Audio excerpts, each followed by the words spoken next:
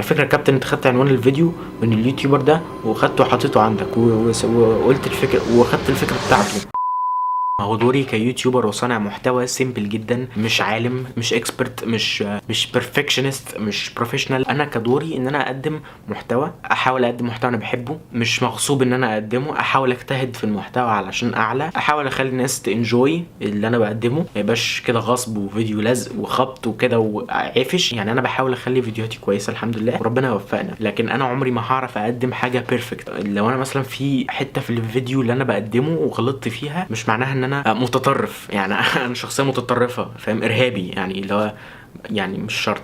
لكن عمري ما هعرف اقدم حاجه 100% مظبوطه متظبطه ومحدقه وجميله كده وبيرفكت، محدش يعرف يقول عليها حاجه. الكمال كله لله، والانسان مش معصوم عن الغلط. دول حاجتين كده مهمين لازم تكون عارفهم. صناعه المحتوى على اليوتيوب او صناعه المحتوى على السوشيال ميديا كلها، لو جات لك فكره اعرف ان الفكره دي في تريليون واحد قدمها. تقول لي لا يا عم انا مش هقدم، يا عم في واحد، يا عم الفكره دي يا عم لا في واحد خدها. لا مش مشكله، مش مشكله، اصل كل الافكار اتاخدت، كل الافكار موجوده، ولسه في افكار لسه مش موجوده. بس لو جات لك فكره قوم اعملها. بس دورك ايه؟ انت هتعمل ايه؟ هتقدم الفكره دي بطريقتك انت، بالتاتش بتاعتك. لو مثلا الفكره دي، هندي اكزامبل، مثلا الفكره دي عباره عن مربع، في زمبريليون يوتيوبر اتكلموا مثلا عن 3 سايدز المربع اهو، المربع اهو،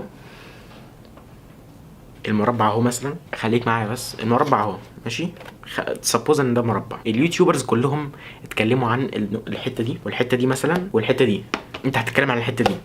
معلش انا اسف عن الهطل اللي انا قدمته دلوقتي، بس لو اليوتيوبرز او صناع المحتوى التانيين اتكلموا في الفكره دي عن نقطتين او 2 سايدز، انت تحاول تتكلم بقى عن الثيرد سايد، فاهم، تحاول تتكلم عن اسبكت تاني، جانب اخر من الفكره. بس فده التاتشه بتاعتك، ده اللي انت عملته، ده اللي انت اضفته للفكره دي، ده اللي انت اضفته للكوميونتي، ده اللي انت اضفته لليوتيوب والسوشيال ميديا، انك تتكلم عن حاجه محدش اتكلم عليها قبل كده. يعني تجيب الفكره وتتكلم فيها عن جانب تاني، او تجيب فكره جديده، عشان كل الافكار عند كل الناس. انا لو اتكلمت عن الزرمباح وفي يوتيوبر في الناحيه التانيه اتكلم عن الزرمباح مثلا قبليه ب5 ايام 6 ايام، هيجي واحد عسليه قمرايه جميله صغنطوطه كده جميله سكره، هاجي يقول لي انت اتكلمت عن الزرمباح وهو لسه متكلم عن الزرمباح. انت ايه بقى؟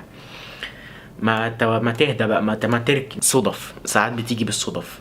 حتى لو انا بقلد ما تتفرجش عليا خلاص. لو انا طلعت حمار خلاص ما تتفرجش عليا، يا ما انا ايه، انا بحمار خلاص انا بحمار.